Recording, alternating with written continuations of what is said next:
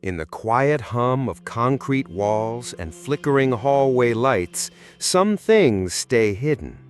Not because they're secrets, but because they've been forgotten by time itself. Welcome to Ghosts of Asia, where modern life brushes against ancient dread. Here, haunted elevators, cursed apartments, and whispered rituals bleed into the everyday. We do not invent nightmares, we recover them. Buried in basements, encoded in CCTV, or trapped behind sealed doors. Tonight's story comes from the restless city of Hanoi.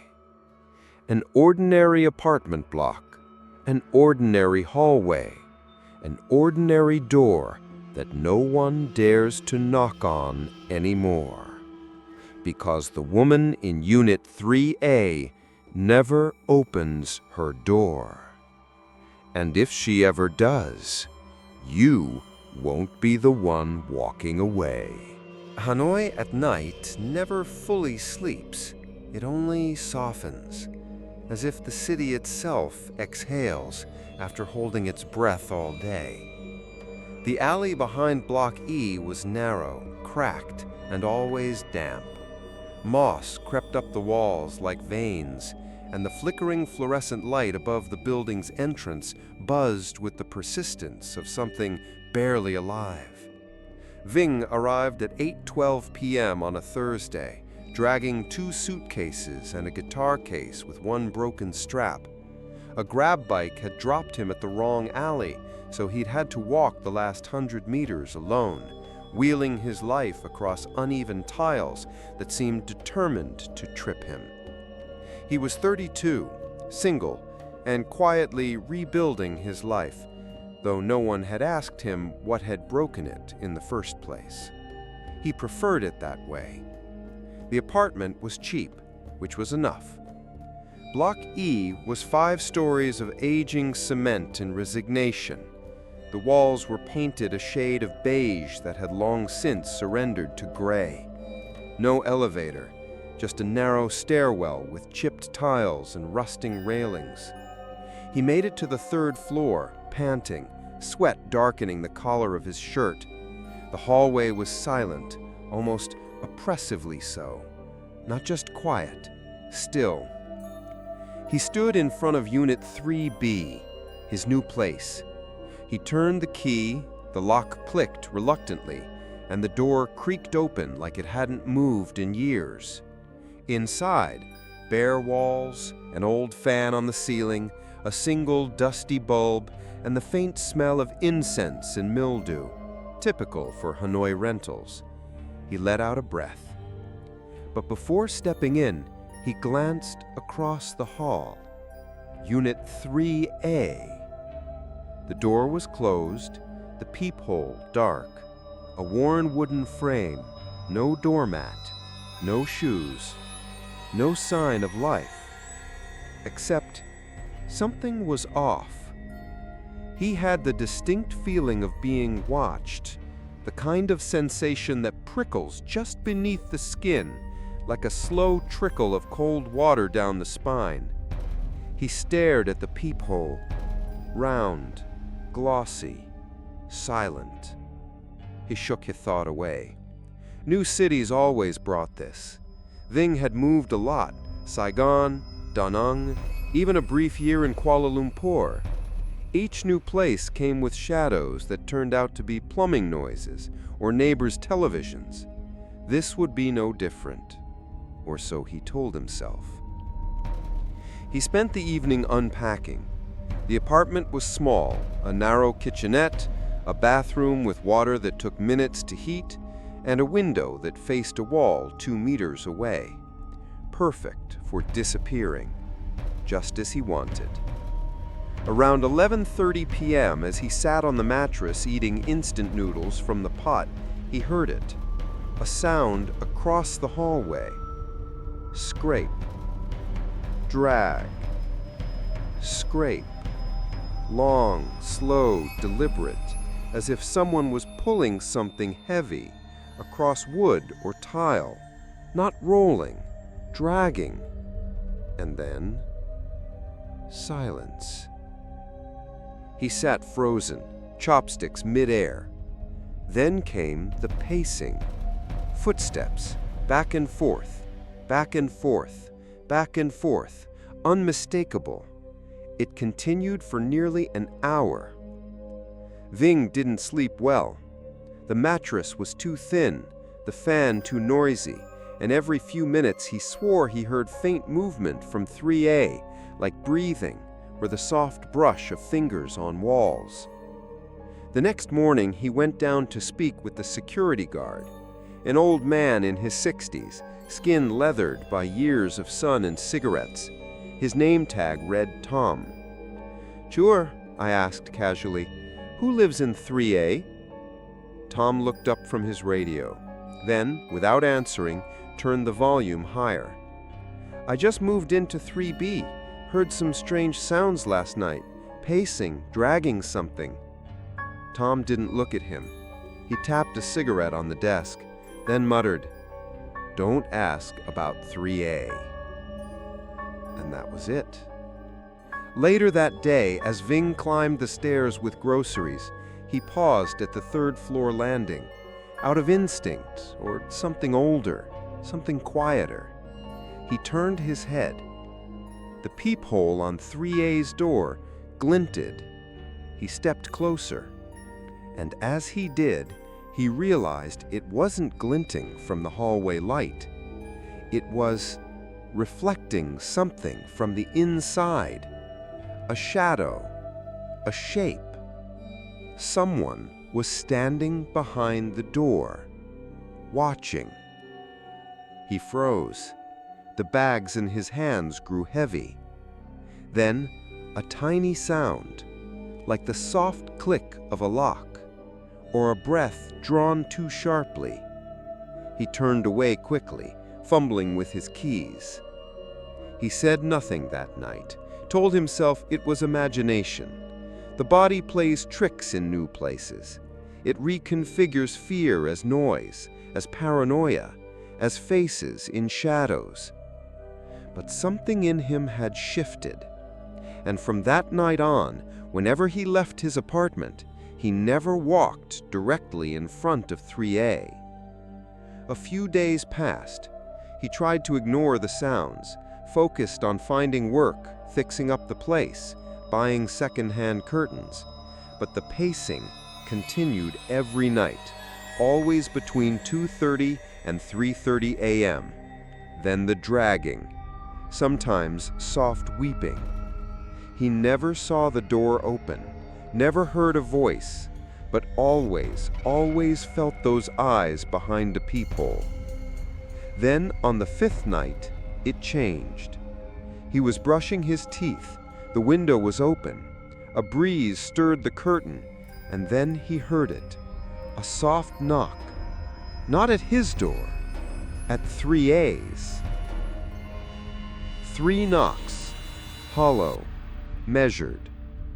Then footsteps, heavy, retreating, followed by a second knock, fainter, from inside, like a response, but no door ever opened. The next morning, someone slipped a flyer under his door, a local tutor offering English classes. As he bent to pick it up, he noticed something else, a folded piece of paper. No name, no address, just 4 words scrawled in shaky, urgent handwriting. "Don't knock again. You'll let it out." His blood turned to ice. He looked up. Across the hall, the peephole of 3A was covered, not with a curtain, but with a layer of something stretched tight, thin, flesh-colored, almost breathing. He staggered back into his apartment, heart pounding. And as he closed the door behind him, he didn't see the faint shape that pressed gently against 3A's peephole from the inside. Something faceless, watching. There's a certain silence in old buildings, A heavy, breathing kind of silence. The kind that seems to settle behind walls, collect in ceiling corners, and murmur between footsteps. After the note, then became hyper-aware of it. Every hallway step, every tick of the kitchen clock, every creak from the unit across the hall. Unit 3A. He hadn't seen anyone go in or out, but somehow there was always noise from within. He started asking questions in passing, casually, at the convenience store downstairs, at the fur stall near the alley, even with the delivery guy balancing 4 bubble tea cups and a bag of fried chicken. Ever delivered to Unit 3A? The reactions were always the same. A pause, a moment of hesitation, a shift of the eyes, and then, yeah, strange one, that one. They all had a version of the story. One Grab driver said he left food at the door, and when he turned back after walking away, the food was gone. No sound, no footsteps, just gone. A grocery delivery guy said she pays in cash, always, the exact amount, slipped through a tiny rectangular slot at the bottom of the door, cut into the wood like it had been sawed by hand. No voice, no face, no thank you, just the slot and silence. "She never opens the door," someone whispered, "but she's always standing there." Then began to test it. At first, just glances through his own peephole. And then, one night, just after 3 a.m., he stepped into the hallway. He held his breath. The hallway was dim, bathed in weak orange from the single emergency bulb above, the kind of lighting that turns everything sickly and haunted. He approached 3A. His steps were soft, careful. He didn't want to make noise, didn't want to wake anything. As he drew near, the peephole glinted again, just slightly. Something was behind it. He leaned in, slowly, cautiously, and there it was. Not a face, not even an eye, just skin, thin, pale, stretched across the peephole like it had been pressed, almost suctioned to the inside, a soft, damp shape, breathing, in, out, in, out. He felt the air leave his lungs, and then, as if it could feel him, the skin twitched, not away, toward him, like it was trying to press through the glass. Vin stumbled back, nearly tripping over his own feet. He ran into his apartment and slammed the door behind him. His heart raced. His mind tried to rationalize. Maybe it was condensation, maybe a trick of the light, maybe... But he knew what he saw. And that night, the pacing was louder. The next day, he visited a woman on the 4th floor who ran a small laundry business from her balcony. Her name was Ballet, mid-60s, sharp eyes, and a voice like gravel. When he asked about 3A, she didn't answer immediately. Instead, she handed him a cup of weak iced tea, sat on a plastic stool, and looked out at the city like it might offer her permission. Then, finally, she said, "We don't talk about 3A. Not anymore." Why? She didn't meet his eyes. Because the more you talk about her, the more she hears. Vin felt a chill crawl up his back. She? Ballet nodded, slowly. There was a woman, maybe 6 years ago, moved in alone, young, quiet, didn't speak to anyone. And? She started acting strange, talking to the door, Not through it, to it, like it was alive. Then she stopped going out altogether, just vanished. But the light stayed on. Sometimes I hear her pacing, just like you. He tried to speak, but the words felt thick in his throat. And you're sure it's not someone else who moved in? The unit's been listed as empty for years, officially. She finally looked at him. But it's not empty. That night, Vin couldn't sleep.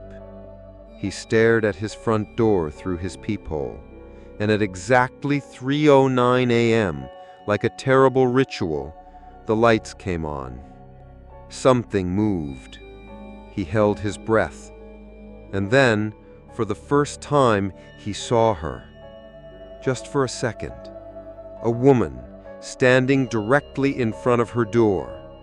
But her face was blurred, not by the glass, not by the light, by something deeper, something wrong, like the shape of a face pretending to be human, like a mask of skin worn too long. She stared at his door, and then, slowly, she knelt down, slid something under her mat, and disappeared.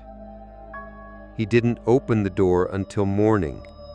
When he did, there was no note, only one object, his toothbrush, the one he had thrown away the night before. The toothbrush lay perfectly parallel to the tile lines, untouched by dust or dirt, as if it had just been placed there by a hand that didn't need to open a door to do so. Ving stared at it for a long time. He had thrown that toothbrush away 2 nights ago, cracked at the base, frayed at the edges. He dropped it into the trash bin under the sink, replaced it with a new one, and moved on. And yet, here it was, neat, clean, like it had never been used. He didn't touch it. He didn't want to. Instead, he slid it onto a sheet of newspaper, folded it twice, and placed it in a plastic bag. A precaution. Against what, he couldn't say. But that morning, a single thought repeated in his head like a whisper. She went through my trash. The air inside his apartment began to feel heavier. Not hotter, not more humid, just thick, as if the walls were sweating secrets. When he opened the fridge, the light flickered. When he ran the faucet, the pipes shuddered like they were gasping. And the pacing, that cursed pacing, returned every night, always at the same hour.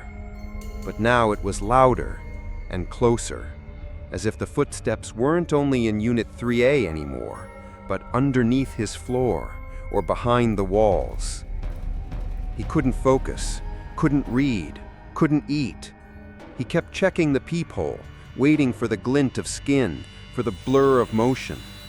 He moved his mattress away from the shared wall, slept on the floor, kept the lights on.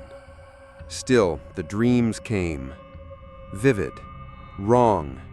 Dreams of a hallway that never ended, of doors that whispered, of walls that breathed, of a pale hand sliding a letter under his skin like it was paper. And in every dream, the sound of chewing, wet, deliberate, hungry. On the 6th day, he received a call from his cousin Tu, one of the few people he still kept in contact with. She asked how the move went. Ving hesitated, then told her everything, the dragging, the knocking, the mimicry, the skin behind the peephole, even the toothbrush. There was a long silence on the other end of the line. Then she said, quietly, "You need to leave." "I can't afford to." "Ving, if you heard the same story from someone else, would you tell them to stay?" That gave him pause, but he had no answer. Later that day, a neighbor from the 2nd floor passed him on the stairs, a wiry man with sharp eyes and a jacket that smelled of cigarettes and mothballs. New tenant? He asked. Ving nodded. In 3B. The man's smile faded immediately. Then he said something strange. Don't let her talk to you.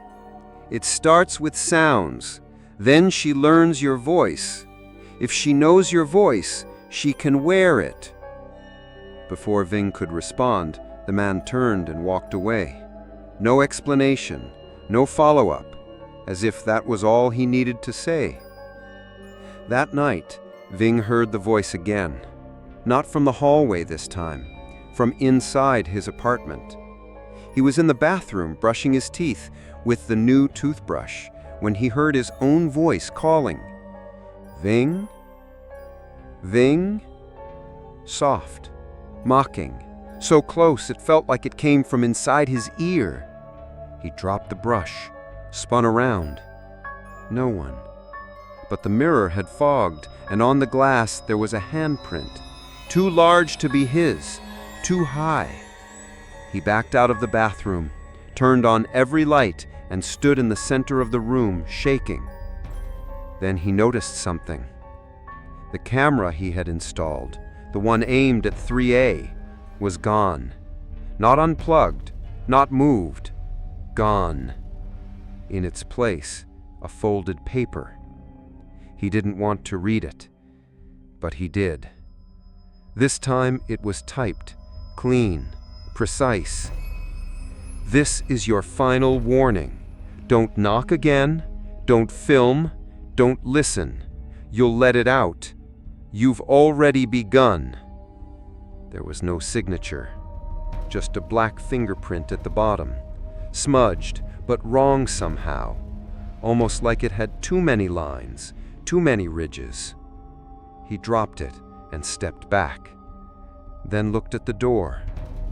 Unit 3A, still closed, still watching. At 3:09 a.m., the hallway light turned on. No motion trigger, no sound. It just lit up. And through the peephole, Ving saw it. The figure, standing closer than ever, right up against the door. But something was different. She wasn't facing her door anymore. She was facing his, and this time, she knocked. Once, twice, 3 times. The knock stopped. Silence. And then, softly, from the other side, I'm you. I live here now. Let me in. There is something unnatural about repetition. Not the comfort of routine, but the terror of precision. The same moment, the same sound, the same dread, returning again and again like a loop that cannot be escaped. For Ving, that moment had a name. 3:09 a.m. He started waking just before it.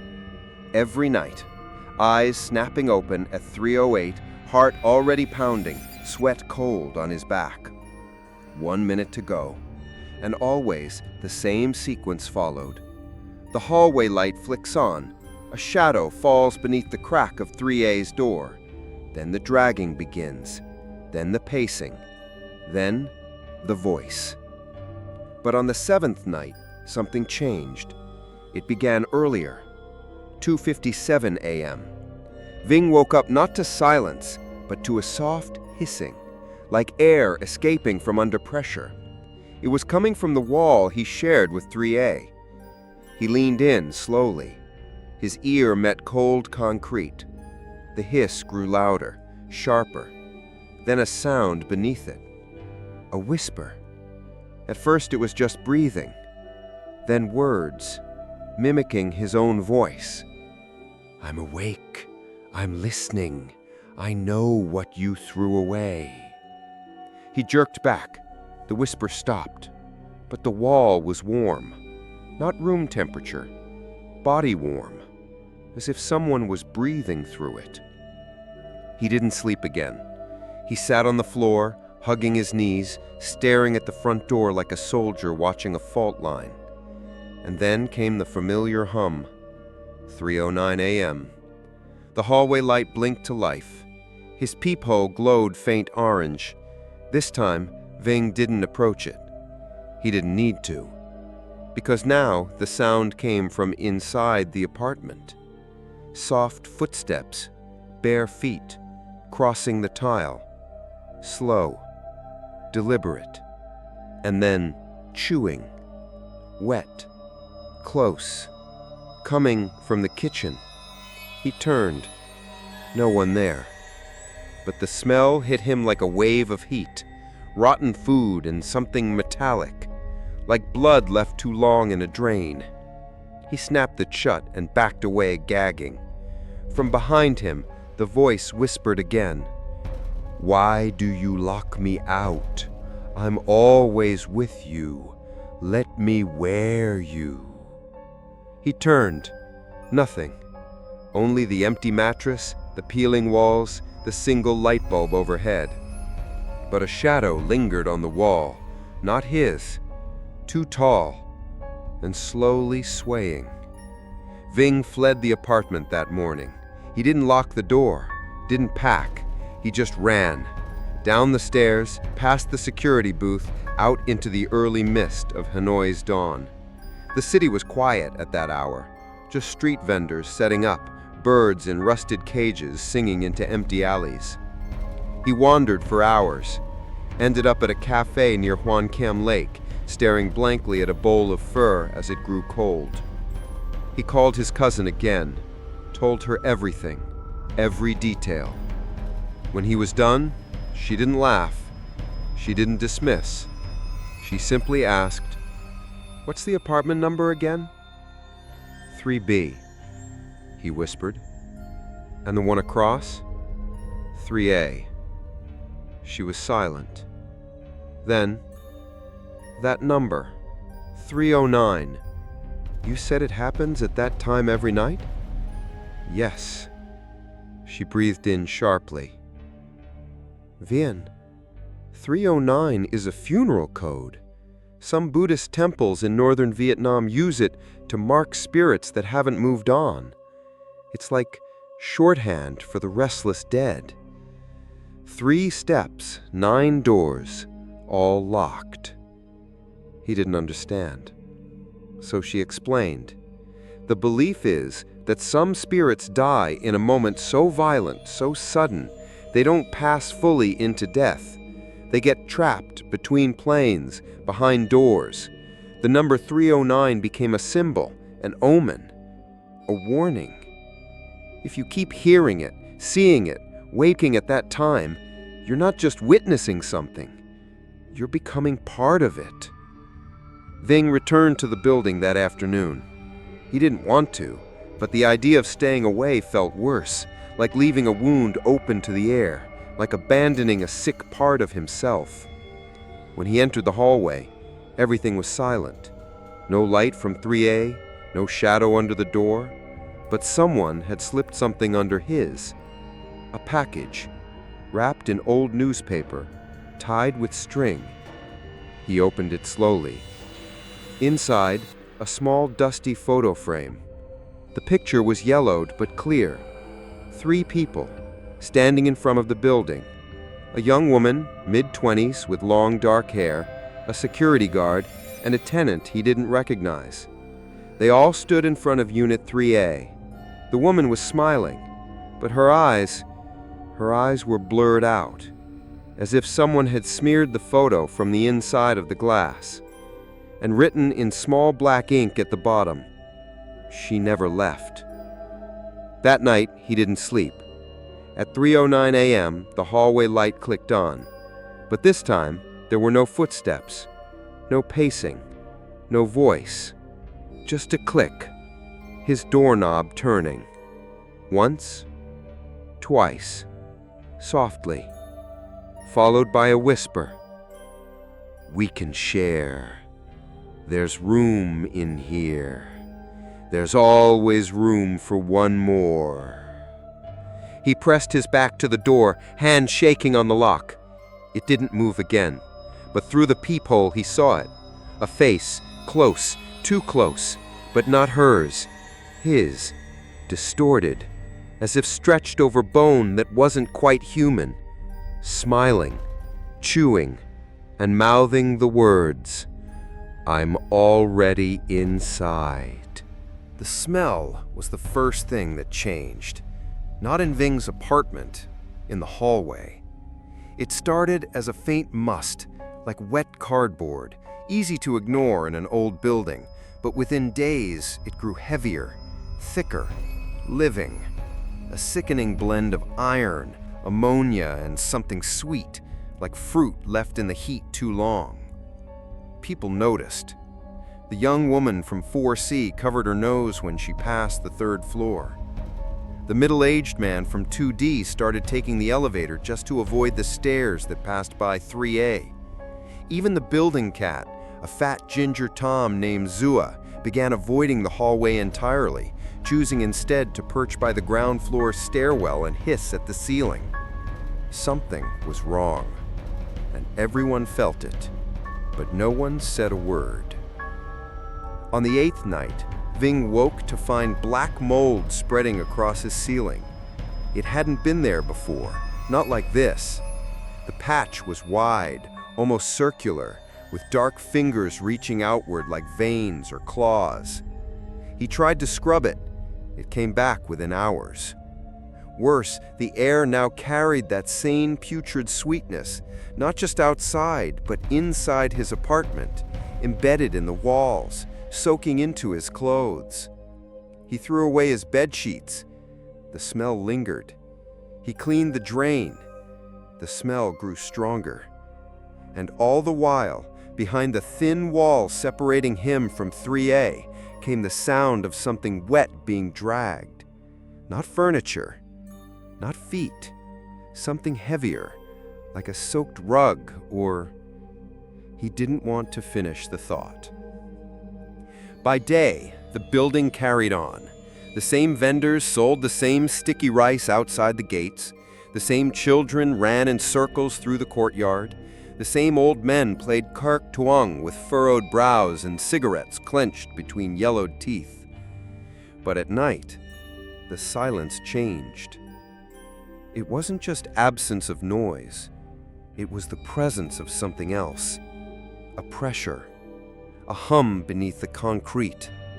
A low vibration that made the windows tremble just slightly at 3:09 a.m. One morning, a repairman arrived to check the plumbing on the 3rd floor. He was in his 20s, cheerful, wore a faded BTS t-shirt and scuffed Crocs. He passed Ving in the hallway. "Smells like something died in the walls, right?" he joked. Ving offered a weak smile. The repairman knocked on 3A, paused, knocked again. Silence. Then he shrugged and pulled out a key, master access, Ving assumed. A courtesy call to the landlord must have been made. Ving watched from his own doorway, heart in his throat. The repairman turned the key. It didn't budge. He tried again. Still locked. He pressed his ear to the door. "Hello? I'm with maintenance. There's a complaint about a smell." Then he jumped back, nearly falling. Ving stepped forward. "What happened?" The repairman's face had gone pale. "There's movement right up against the door, but no one answered." He packed up his tools and left without finishing the inspection. He didn't come back. That night, the smell turned unbearable. Ving lit incense. He opened windows. He stuffed towels under the front door. None of it helped. The air moved now, not like a draft, but like breath, heavy, rotten, and wet. And with it came the sounds, but not from 3A, from the ceiling. Footsteps, slow, heavy, above his head. But there was no 4th-floor apartment directly above him, just the roof. And then, scratching. Long, slow, scratch, scratch, scratch. as if something with too many fingers was crawling upside down above him. At 3:09 a.m., the lights flickered, not just in the hallway this time, in every room of his apartment. A pulse. Once. Twice. And then, as if the building itself exhaled, darkness. Everything went black. The fan stopped spinning. The fridge let out a dying wheeze. And from behind the bathroom door, a sound. Splash. Not a drop. Not a leak. A full body splash, as if something fell into water. He turned toward it. The floor beneath his feet felt soft, damp. He stepped forward, and his foot sunk slightly. He turned on his phone flashlight. The tiles were glistening, coated in a thin reddish-black sludge, sticky and warm. It smeared across the soles of his feet like paint, trailing behind him. He reached the bathroom, opened the door, and found the bathtub full, but not with water, with food. Rotten deliveries, bags of spoiled rice, foam containers split open to reveal blackened chicken, limp noodles, and rancid broth. All stacked, all soaked, all chewed on. Something had been feeding, something still hungry. And in the middle of it all, his missing camera, half submerged, blinking red, still recording. He retrieved the camera, hands shaking, cleaned the lens, transferred the footage to his laptop. Watched. Hours of nothing. Then, 3:09 a.m. The door to 3A opened. Just a crack. And something long, pale, and thin slipped out. Not a hand, not a foot. An appendage, boneless, skin-like, slick. It reached under the doormat, pulled out a takeout bag, then slowly retracted back through the slot, all without ever opening the door fully.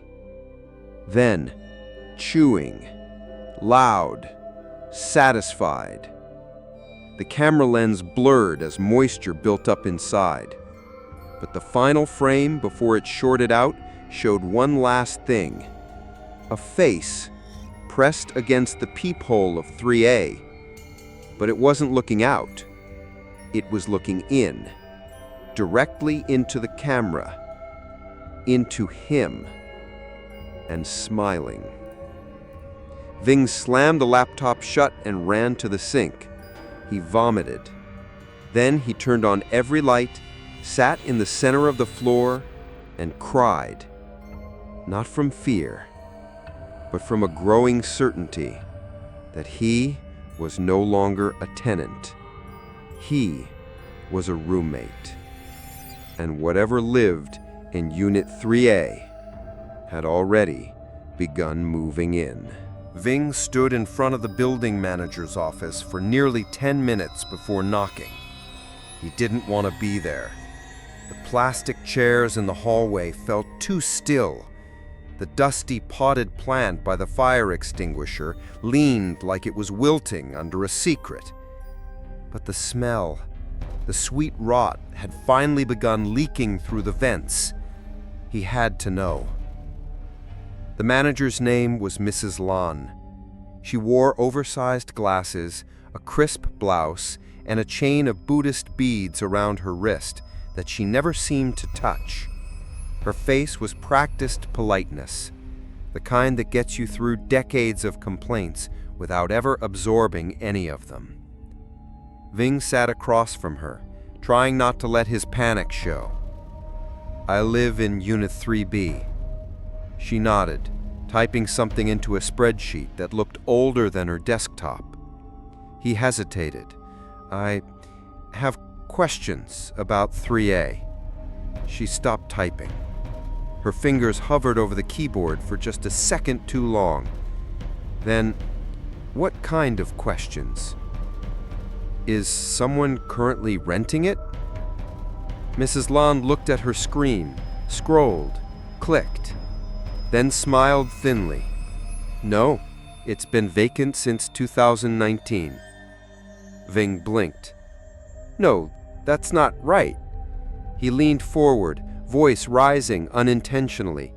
I've heard someone inside. Every night. I've seen deliveries. I've seen movement. Another pause. Sometimes local kids squat in empty units, or people try to sneak in from the roof. We've had issues with addicts in the past. No, he said, this is different. Someone's living there. She folded her hands. I assure you, the unit is empty. No one has the keys but me. Ving stared at her, then took out his phone, brought up the recording, held it out and pressed play. The audio was muffled but clear enough, dragging, pacing. Then his own voice echoed in mockery. Let me in. I forgot my keys. He expected her to flinch, to question it, to respond in any human way. But she didn't. She listened, expressionless, then calmly pushed the phone back toward him. This building is old. Pipes make noise. Echoes carry. You're stressed from moving. It's not uncommon. It's not the pipes, he hissed. It knows my voice. It watches through the peephole. Her voice sharpened just slightly. Sir, you are not the first tenant of 3B to complain. And let me be clear, none of them stayed very long. If this unit isn't right for you, we can terminate your lease without penalty. But if you want to stay, I suggest you stop asking about 3A. She turned back to her screen. The conversation was over. Ving left the office feeling like he'd walked out of a bad dream, one where logic unraveled thread by thread until only silence remained. But it wasn't just Mrs. Lon. That day, he asked 5 neighbors, people he passed every day. The woman in 5D, the old man in 1A, the university student in 2F. Each time he asked the same thing. Who lives in Unit 3A? Each time the answer was the same. A blank stare, a shrug. Then, isn't that one empty? The man in 4B finally offered something different. He was watering a row of dying succulents on his windowsill when Ving approached. When asked, the man frowned. I think someone used to live there. Years ago. A woman, maybe? Do you remember her? He squinted. Not really. Always kept to herself. Paid in cash. Never opened the door. He scratched his head. Strangest thing is, I can't remember what she looked like.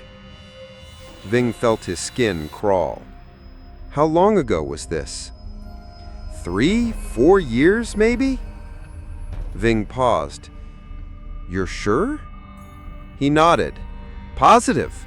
I remember because my wife tried to leave flowers for her after her father passed. Never got a response. He tilted his head. But now that you mention it, I don't think anyone ever saw her. He looked at Ving. We only ever saw the peephole. That night, Ving couldn't bring himself to sleep in his apartment. He stayed at a friend's flat across the city, made excuses, avoided questions. But even in another building, far from that cursed hallway, he woke at 3:09 a.m., heart racing, air thick. And when he opened his eyes, there was a mark on the wall across from the bed. A peephole, drawn in dust, smudged, but unmistakable, as if something had followed or left a reminder. He scrubbed it clean before his friend woke up, didn't say a word. The next day, he returned to Block E, and something had changed. The smell was worse. So strong he could taste it. Metallic rot and mold and incense. And on the floor outside Unit 3A, flies. Dozens of them. Crawling across the cracked tiles, swarming the doorframe, buzzing against the peephole like they were drawn to something inside. He stared, and for a moment, just a heartbeat, he saw movement behind the peephole. Not a figure, not a face, but an eye. His own. Blinking, then gone. He knocked. He couldn't explain why. Anger, desperation, a desire to confront something that refused to be real. He knocked once, twice, 3 times. Then silence. He leaned closer. "Who are you? Why me?" Then, faintly, a voice from the other side. "You're home. We've been waiting. Come see what you've forgotten." He backed away, trembling. As he turned, something scraped beneath his foot. A photograph, face down. He picked it up, flipped it over. 3 people, in front of the building. Same image as before, but this time the young woman in the photo was clearer. And this time, it wasn't her eyes that were blurred out. It was his. The hallway felt narrower now. Every time Veen stepped onto the 3rd floor, the space seemed to tighten, like the walls had inched closer, like the air had thickened, like the building itself was breathing him in. Unit 3A stood quiet, door closed, slot sealed, no movement. But the peephole was never empty. He began to dream of it, a tiny circle of dark glass. But in the dream, it wasn't a door. It was an eye, a living, watching eye, set deep into flesh, surrounded by bruised skin that pulsed like it had veins. He would wake with the taste of blood in his mouth, nose bleeding, hands clenched into fists so tight the nails left crescent moons in his palms. The next night, Vin decided to test something. He turned off all the lights in his apartment, stood silently in the hallway, waited until 3:09 a.m. The hallway light flicked on, not all at once, but in slow pulses, like a failing heartbeat. And then, from across the hall, a whisper. Not words, a sound. Wet, slippery, stretching. He stepped forward, holding his breath, approached the door of 3A. Closer, closer, until he stood inches away from the peephole and saw it. Not a lens, not a reflection, but skin, pressed against the inside, pale, translucent, veined like the underside of a dying leaf, and breathing in, out, in, out. It wasn't just watching, it was feeding, drawing something from him through the door. Fear, maybe, memory, identity. He blinked, and in that blink, the skin twitched. Not away, but toward him. It puckered against the peephole, distorting as if lips formed in the center, not human lips, not made for speech, for suction.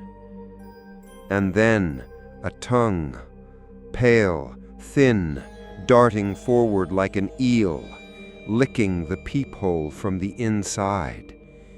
He stumbled back, stomach twisting.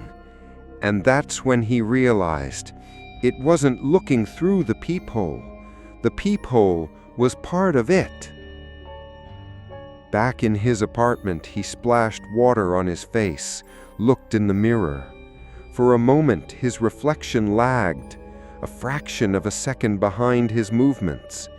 It blinked before he did, smiled when he didn't. He smashed the mirror. Glass scattered across the sink like jagged teeth. He stared at his reflection, now fractured into 30 versions of himself.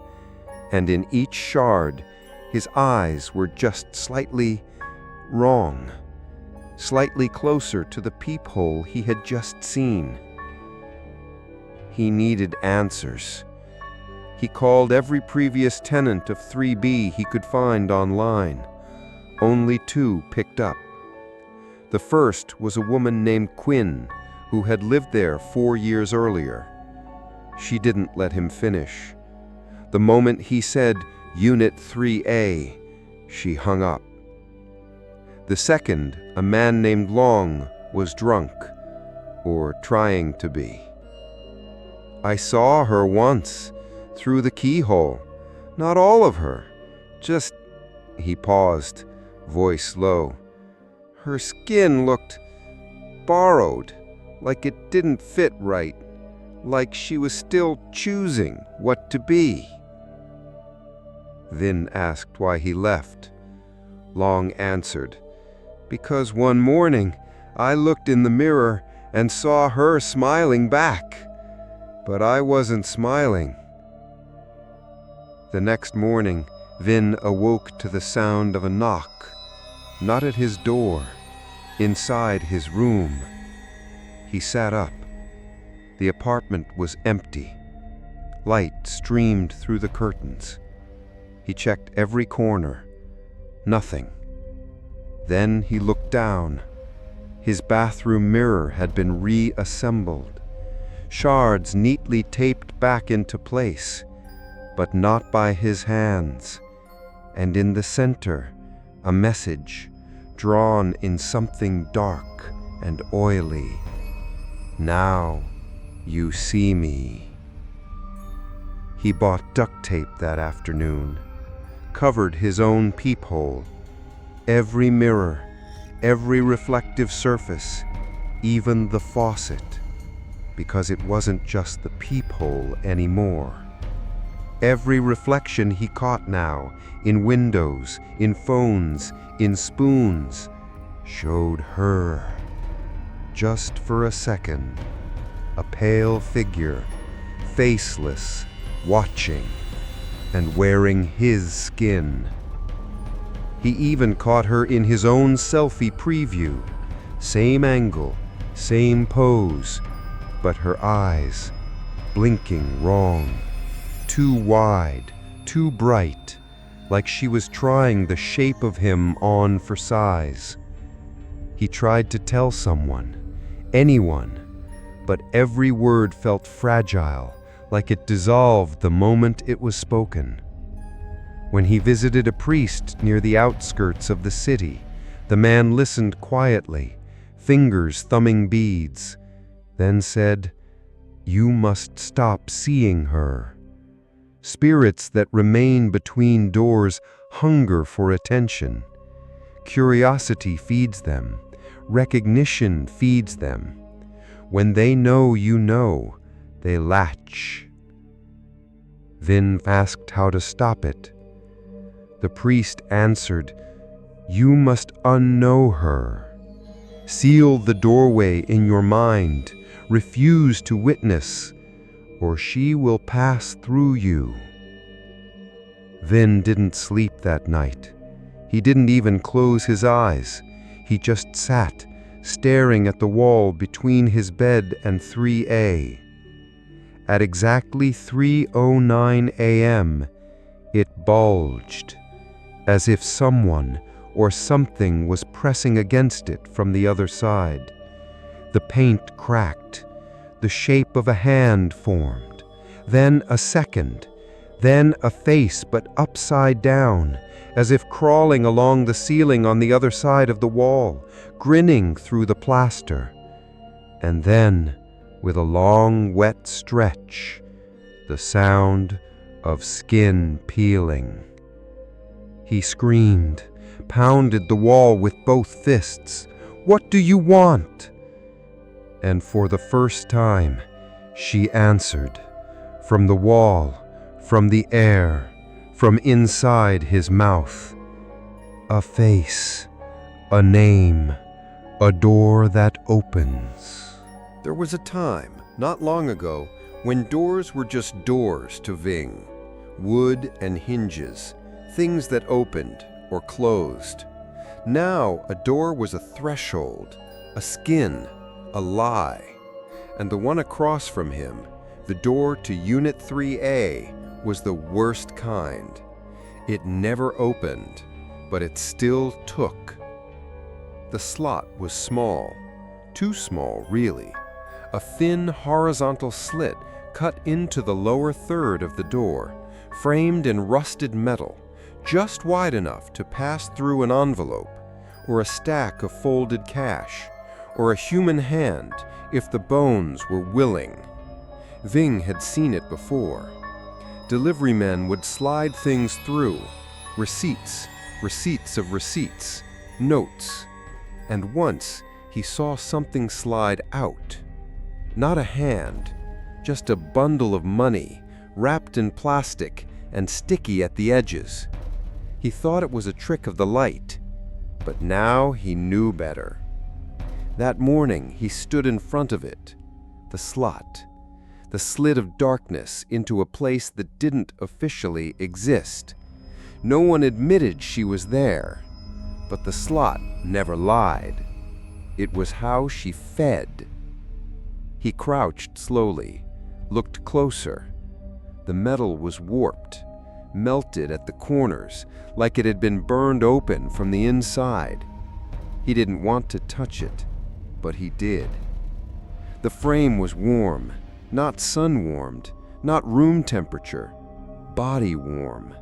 It pulsed, once, faintly, like a living thing trying not to breathe too loud. He slid a single sheet of paper through, a note, written quickly, trembling. "Who are you? Why me? What do you want?" He left it and waited. Hours passed, then night, then 309, and with it, the smell. That fermented sweetness, that wet rot that seeped through walls. He woke choking on it, ran to the door, and found his note pushed back through the slot, but not as paper, as skin. Thin, translucent, folded like origami, damp and warm, and stitched in the middle in thread made of black hair. "We remember your shape." The next day he tried not to look at the slot. He covered it with tape, a dish towel, a sheet of plastic. But by evening, they were all gone, cleanly removed, not torn, not crumpled, just gone. As if the door had consumed them, as if the slot needed to stay open, like a mouth. That night, he watched from his own peephole. At 3:08 a.m., a delivery man arrived, hooded, thin. He said nothing, just placed a small bag of food at 3A's door, then left without knocking, without waiting, like he knew better. At 3:09, the slot moved, not like a flap, like a muscle. It parted, and something slid out. Not a hand, but a tongue. Long, pink, textured like raw meat. It tasted the air, coiled over the bag, pulled it through, then retracted. The slot closed, and he could swear he heard it whisper, "More." He tried to leave the next morning, packed a bag, grabbed his keys, but the hallway light was flickering, fast, erratic. The elevator button didn't respond, and the stairwell was wet, not from rain, but from something leaking down from the third floor. Thick, brown-red, like meat juice. It smelled like... He didn't want to say it. He stepped back inside and found the skin note on his pillow, the one he'd thrown away, returned, cleaned, smiling. He called the police, reported a possible death, said he thought someone had passed away inside 3A, mentioned the smell, the fluids. They came at dusk.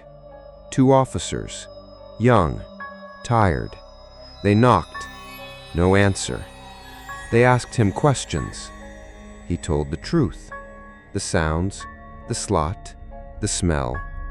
They stared, then smiled politely. One of them leaned in, knocked again, put his ear to the door, and froze. His face changed, went pale. He stood up and said, "We'll notify building management. There's probably a dead rat in the walls." Then they left. Quickly. Too quickly. Without looking back. That night, Ving woke to the sound of someone sliding something under his door. He got up, heart pounding, opened it.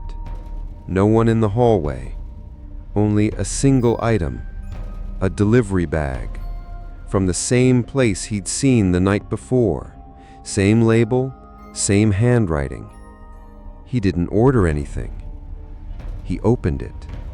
Inside, his old camera, cleaned, wiped, still powered on, with a photo already open on screen.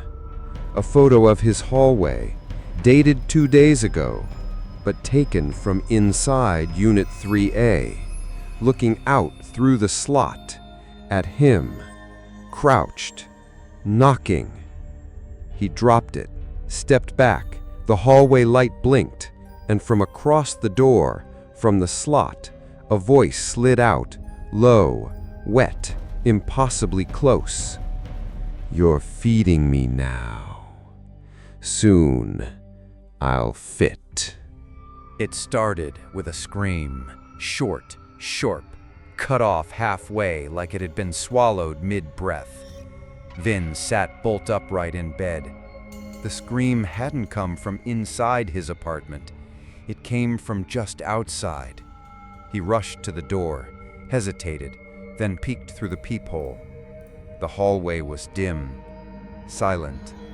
Then, movement. A figure. A woman. Running down the stairs barefoot. Her long black hair whipped behind her like a shadow trying to keep up. She wore a long yellow nightgown, stained dark at the hem. Her feet were slick with something. Red. She didn't scream again, just ran and vanished. By morning, there was no sign of her.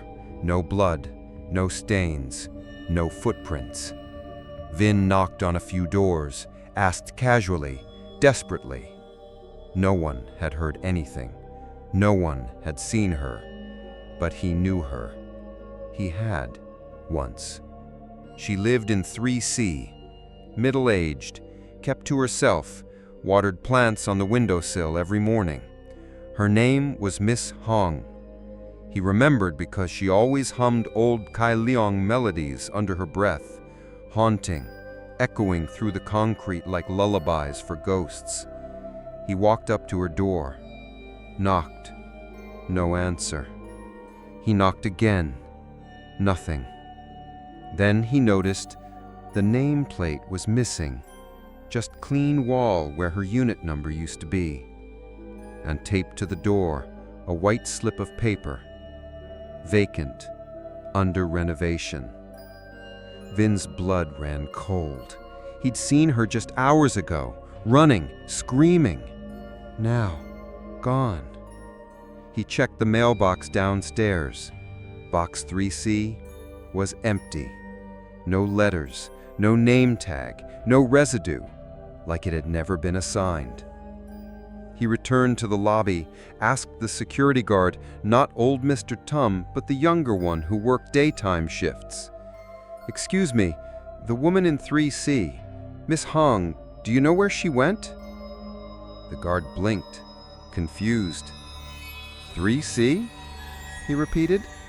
"That unit's been empty since I started here." Vin's voice cracked. 3C, she was just here. I've spoken to her. She...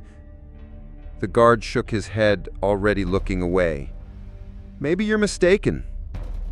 That night, the building felt emptier, not just less populated, hollow, as if one apartment had been erased and took pieces of the others with it.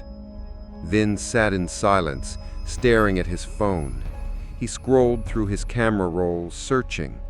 Photos of the view, his hallway, random snapshots from his first week. Then he found one, a blurry image taken near the stairwell. And in the background, a familiar figure, Miss Hong, carrying a small potted plant, smiling, blurry but undeniably her. He tapped to zoom in. The app froze for a full 5 seconds, then crash. The image disappeared. When he reopened the gallery, the photo was gone, not deleted, just absent. The next day, he asked the woman in 4C if she remembered Miss Hong. Her answer chilled him. "Who?" "The neighbor, lived right next to me. She had the orchids by the window." The woman frowned, shook her head. "Are you sure you're not confusing her with someone else?" "No, she lived in 3C. She used to hum those old love songs. Her door had a red paper charm." Now the woman looked unsettled. 3C's been empty since before you moved in." Vin couldn't breathe. He climbed the stairs, stood outside 3C, still vacant, still sealed. But the door was warm, and from inside came a faint, continuous hum, familiar, a Kai Leong melody, being sung backwards.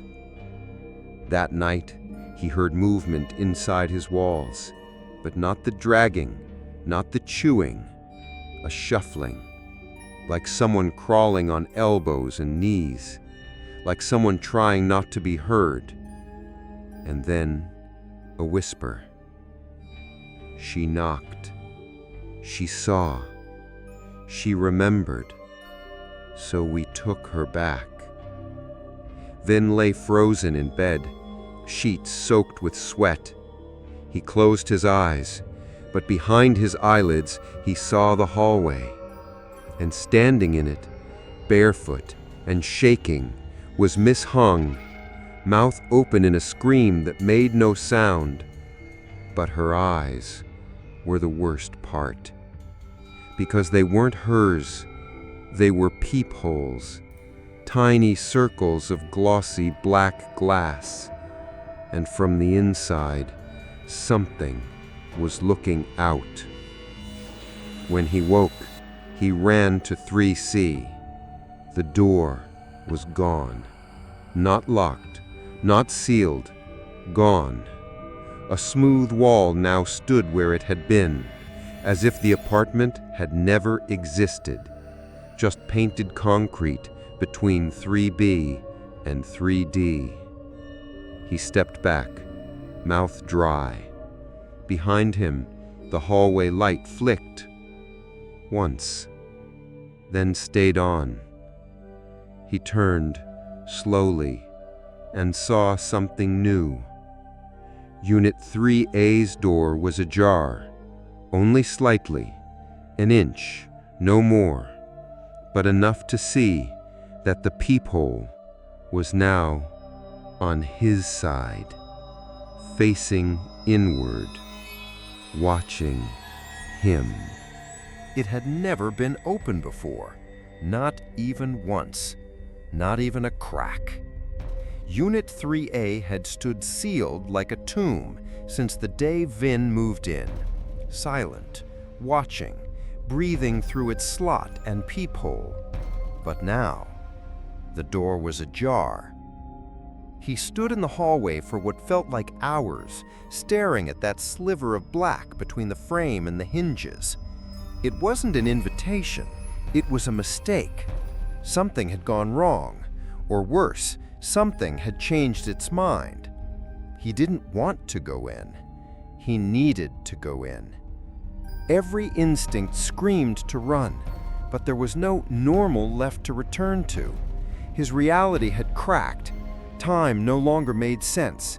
Neighbors vanished. Voices echoed from inside mirrors. Doors erased themselves.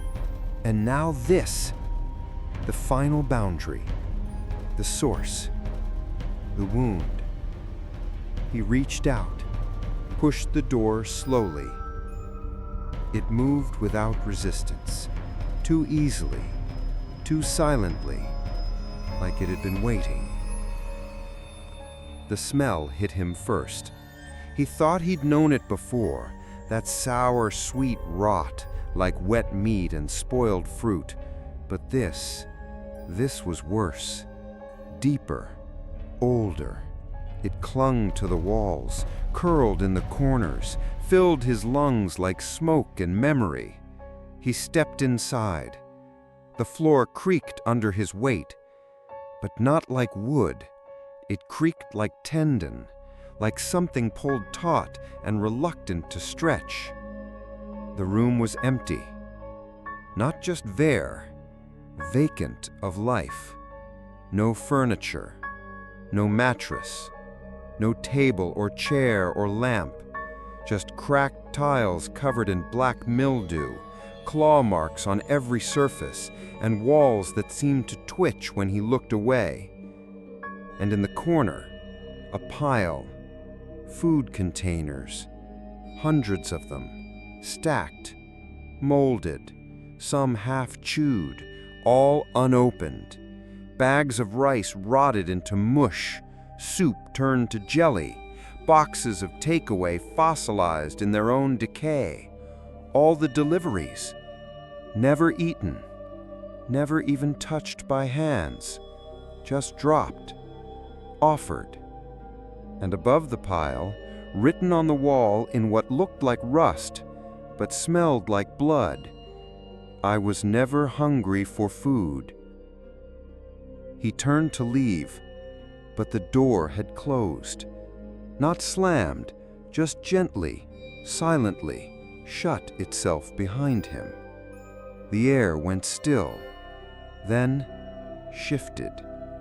The lights above flickered to life, except there were no lights, no bulbs, no electricity, just a sudden glow from within the walls themselves, a soft, pulsing red, like capillaries, like veins. And with it came the sound.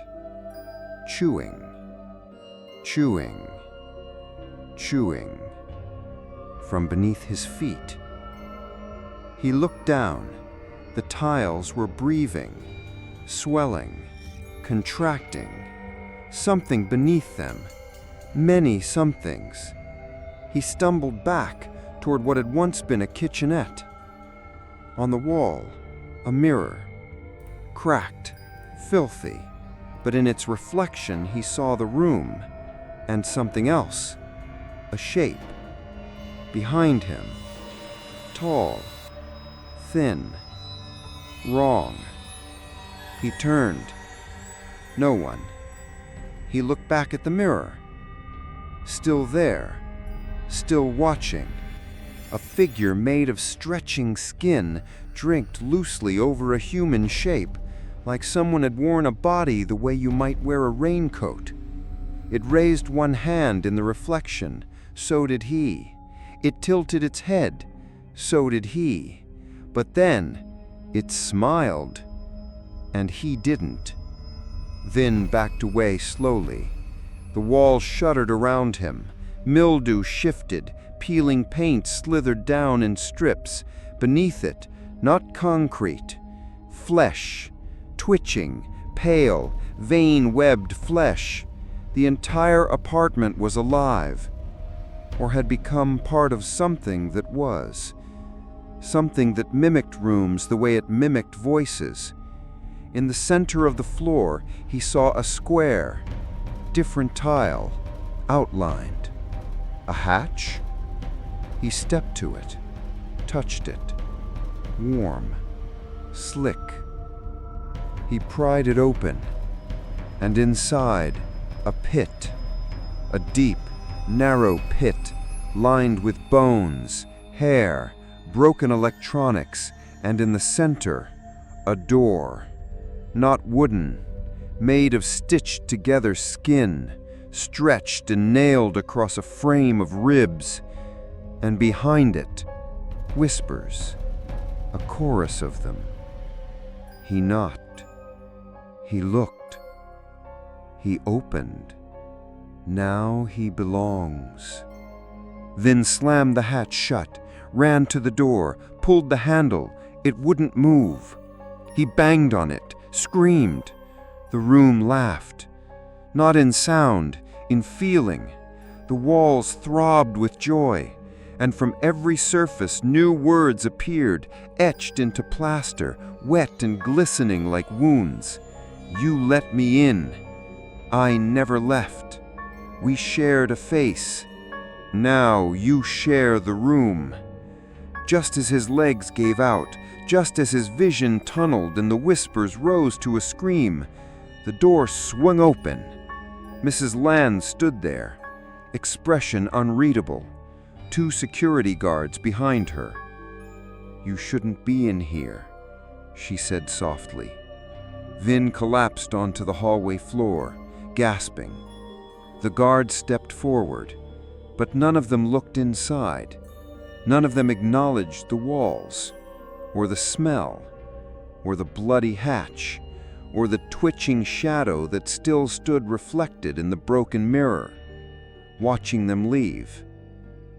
As they pulled him to his feet, Vin looked back one last time. The door had closed again, but before he saw, the peephole on the inside, now blinking, now crying. They wrote it up as a trespassing incident. That's what the official report said. No mention of claw marks, no mention of blood under the tiles, no mention of the door made of skin. Just a simple line in the building's incident log. Tenant of 3B unlawfully entered vacant unit 3A. Door had been left unlocked in error. No damage reported. And that was that. The door was locked again. Tightly. Completely. As if it had never opened. Ving asked to speak with Mrs. Lan the next day. She welcomed him with the same plastic politeness, her glasses fogged from the heat of her tea. I need to see the tenant records, he said. Her brow furrowed. For 3A? A pause, then a smile. There are no tenant records for Unit 3A. You told me before it was vacant since 2019. She nodded. That's correct. So who lived there before? Another pause, another smile. No one. That unit has never been rented. He felt the world tilt slightly beneath his feet. You told me someone lived there. You said other tenants complained. Mrs. Lan didn't blink. He stopped. His voice was rising. People were looking. He took a breath, lowered his tone. Please, just check the lease history for me. She sighed, turned to her computer, clicked, typed, waited, then turned the screen toward him. Empty fields. No name, no ID, no record of keys issued, no utility bills, nothing. The system didn't even show 3A as available. It was marked unassigned. Ving sat in silence for a moment, then leaned forward. Can you print that? Mrs. Lan hesitated, then nodded. Sure. The printer coughed out a single sheet. She handed it to him. He folded it carefully, placed it in his bag, and left. Back in his apartment, he spread it out on the table, stared at the blank line next to Unit 3A. No name, no dates, no trace. He opened his laptop, went to the National Property Database, typed in the building's address, unit by unit. 3A didn't exist. Between 3B and 3C, a gap, like the system skipped it.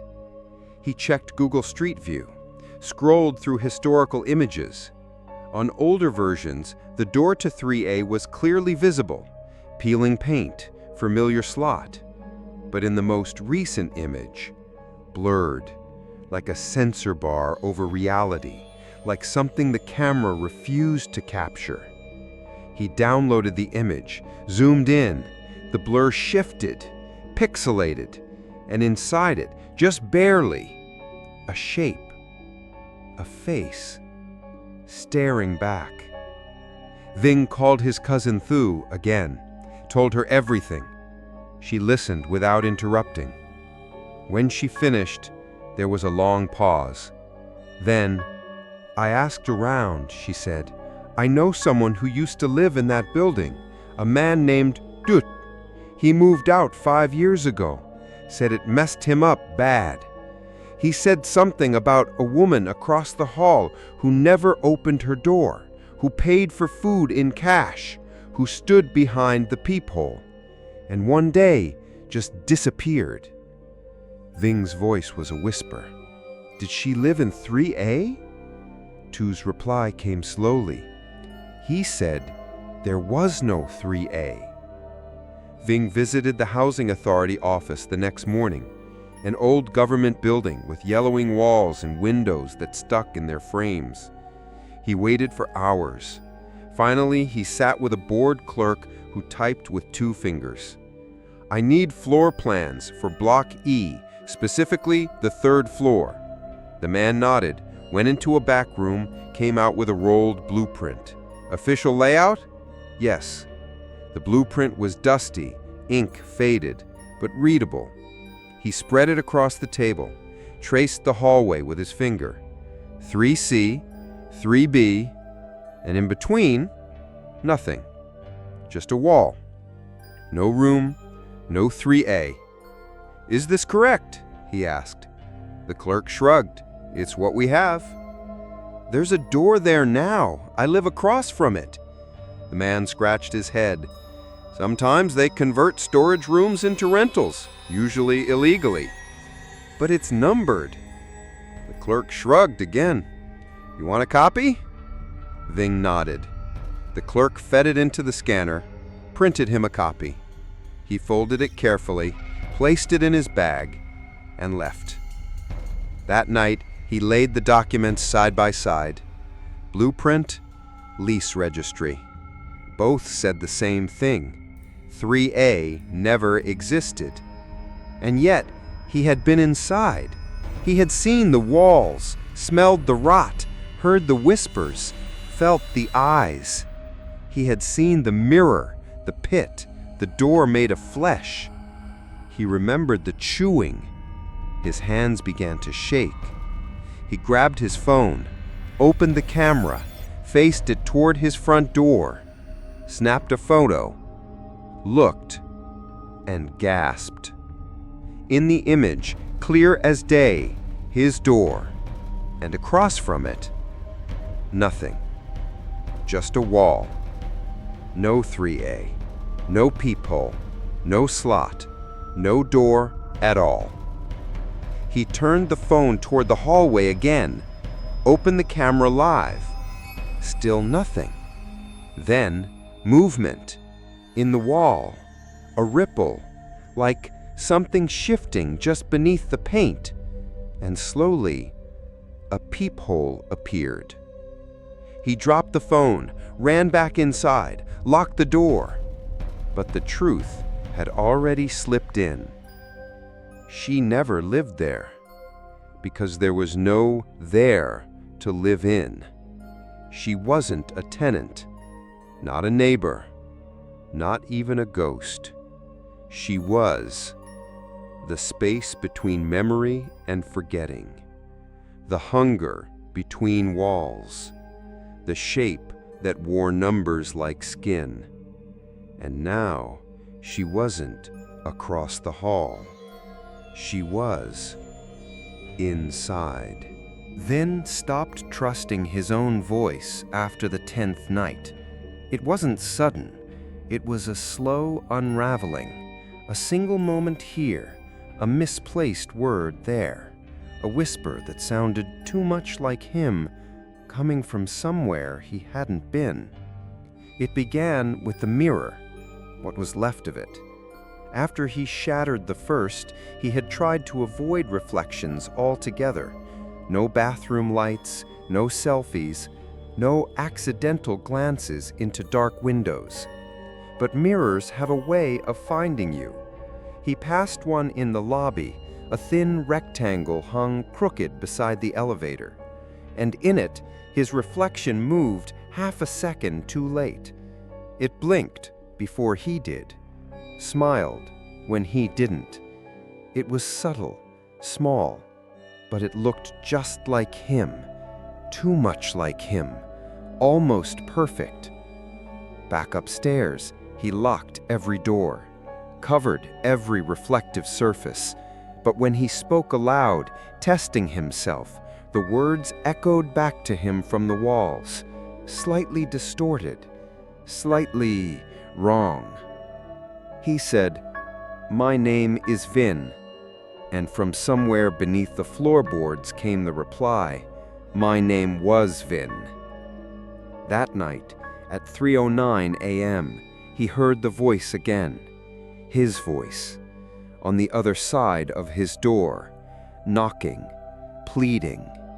But this time it didn't say, "Let me in." It said, "Why did you lock me out? You were supposed to be home. They're all gone, only we remain. Let's switch." He tried to record it, set up his phone with the mic on, but when he played it back, the voice wasn't on the recording. He was, but not from that night, from before. He heard himself humming, cooking, shuffling through boxes on move-in day, sounds he didn't remember making, and then, layered faintly beneath, the sound of a woman humming along. He unplugged everything, turned off the breakers, sat in complete darkness. But still, the voice came. Not from the door, not from the walls, from the mirror shards in the trash, a low murmur rising, repeating. You speak like him, you breathe like him, you're almost ready, you just need the right face. The next day, he shaved his head, cut his nails to the skin, scrubbed every inch of himself until he bled, trying to remove whatever trace she was using to mimic him, to match him, to become him. But it didn't work, because when he looked in the glass of his microwave door, he saw himself, and he was crying. Tears ran down his face in the reflection, but his real eyes were dry. At the police station, he tried to file a report. They said he looked tired, said no one had ever lived in 3A, said they'd send someone to check. That night, a new knock came, louder, more urgent. When he checked the peephole, he saw himself on the other side, hair a little longer, clothes a little cleaner, smiling, waving, holding a small grocery bag. Then the voice, "I think you're in my apartment." He didn't sleep that night, just stared at the front door, watched the handle twitch, listened to his own voice whisper to be let back in. And the worst part wasn't that it sounded like him. It was that it knew things, private things, things he'd never said out loud. It recited a dream he had at 8 years old. It sang a song his mother used to hum when she brushed his hair. It laughed like he laughed when he was still happy. He checked old voicemails. Gone. Recordings of birthday messages, lost friends, ex-lovers, all deleted. In their place, static. And under the static, barely audible, his own voice whispering, "I'm not outside. I'm what you left behind. You wore me too long." On the 13th night, the mirrors were gone. Not covered, gone. Even the ones he had hidden. Even the reflective surfaces of spoons, screensavers, elevator doors. Wherever he looked, he was there, watching back. But slightly different, like each reflection had taken a different path, a different version of him that had made worse choices, and every single one was smiling. At 3:09 a.m., the voice returned, but now it came from every corner, a surround sound of self, a choir of mimicry. "Switch, switch, let me speak. You've spoken enough." He covered his ears, but the sound came from within, vibrating his teeth, scratching behind his eyes. He screamed, "I am Vin." And the voice answered, "No, that was just your turn." When the lights came back, the room was quiet, still. His breath fogged the window. He moved toward it, and in the reflection, he saw himself, but not alone. Behind him stood the woman from Unit 3A, close, breathing, wearing his face. There was no electricity in Ving's apartment. The fuse box had been dead for days. The switches didn't click. The bulbs didn't glow. And yet, every night at 3:09, the lights turned on. Just the hallway light at first, that soft amber glow that buzzed weakly above the 3rd floor. Then the light in the stairwell. Then the fluorescent bulb in the bathroom mirror, long shattered, long discarded. And then every light inside his apartment, all at once, as if obeying something ancient, as if responding to a schedule no human ever wrote. Ving had tried everything. He pulled every breaker, unplugged every outlet, smashed the bulbs. But each time the clock struck 3:09, they came back. Not new, not repaired, just relit, soft and unnatural, like a flame burning behind wet skin. He stopped counting the nights. Time didn't work the same anymore. He slept during the day, woke with blood on his sheets, bruises he couldn't explain. Once he found dirt under his nails, thick black soil, and his feet were wet. Had he walked somewhere? Gone outside? Gone in? One night, just before 3:09, he tried something different.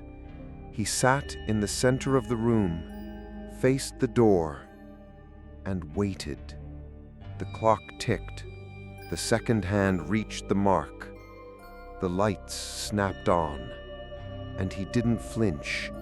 This time he wanted to see all of it. The slot in 3A opened first, without a sound. A shadow passed across it from the inside. Something moved, long and slick, like a ribbon pulled through molasses. Then the peephole blinked, not in his door, in hers, not a reflection, not a trick. It blinked like an eye, then opened wider, and what came through it wasn't light. It was a pulse, a throb of something real and wrong, and with it came the dragging sound, heavy, slow, familiar, but not on the floor this time. Above. Ving looked up and saw the ceiling bulge, paint cracking, dust raining down, and something walking upside down along it, feet dragging, long arms reaching forward. It moved like a spider that forgot how to crawl, its head twisted at the wrong angle. Its face was his, but older, hungrier, hollow. The creature paused above his bed, pressed its hand through the ceiling, and the ceiling gave way like soft wax. The fingers reached down, searching, caressing the air like it remembered it. And then it said, in 1,000 overlapping voices, "It's time. The door is ready. You've watched long enough." All the lights blew out. Every bulb shattered at once. The apartment plunged into darkness. But Ving still saw. Somehow the hallway remained lit, that same flickering glow, and in it the door to Unit 3A was wide open. He didn't remember opening his own door, but he was standing in the hallway now, barefoot, shaking, facing her. The door, the darkness inside. No smell, no sound, just a stillness that bent the air, like standing before the mouth of a thing that pretended to be a home. And deep within that blackness, something moved, not toward him, not yet, but waiting, stretching, becoming. He turned back to his own apartment, but the number plate was gone. No 3B, no mail slot, no door frame, just a wall, smooth, unbroken, like it had never been carved, like he had never lived there. He looked down at his hands, skin pale, thin, too thin, translucent, veins spidering under the surface like cracks in a mask, and his breath, shallow, wheezing, fogged the air even though the night was warm. He reached for his phone. It lit up on its own. 3:09 a.m. The wallpaper had changed. It wasn't him. It was her. The woman. The one that no one had ever seen. But her face was his. The light in 3A flickered, then dimmed, then pulsed once, a heartbeat, and from the black inside came the voice, not pleading, not mimicking, not demanding, just knowing. You looked too long. You listened too close. You gave me your name. Now I give you mine. Behind him, the floor creaked. He didn't turn. He didn't need to. He knew what was coming. He knew what would wear his shape. He knew what would walk in his clothes, pay his bills, speak in his voice, smile at strangers, and never blink. And every night at 3:09 a.m., it would light the hallway and wait behind the door, just like he did, just like she did, because that was the rule, the ritual, the cycle, the exchange. The final thing Ving ever heard was his own voice whisper, "Go rest, I've got it from here." And then the door of 3A closed, softly, lovingly, like a mouth sealing shut after a long, satisfying meal. The building was quiet again. Too quiet. No footsteps on the stairs. No doors opening. No music from the student in 2F. No children running down the hall. Only the low, constant hum of fluorescent hallway lights and the slow drip from a pipe that no longer connected to anything. The neighbors didn't mention Vin. Not anymore. Some of them still remembered a man who lived in 3B, but they disagreed on his name. Some called him Du, others Hun. One woman was sure he was called Ming. None of them had a photo. None of them had spoken to him much. He kept to himself, they said. And they all agreed on one thing. He moved away. That's what people do in buildings like these. They come, they disappear. The city absorbs them. But the apartment across the hall, Unit 3A, that one stayed. Door always closed, lights always off, and yet everyone knew it was still occupied. Delivery drivers still came. They never knocked, just placed food gently at the door. Sometimes the bags were gone within seconds. Sometimes they stayed for days, swelling with heat, humming with flies, until they simply vanished.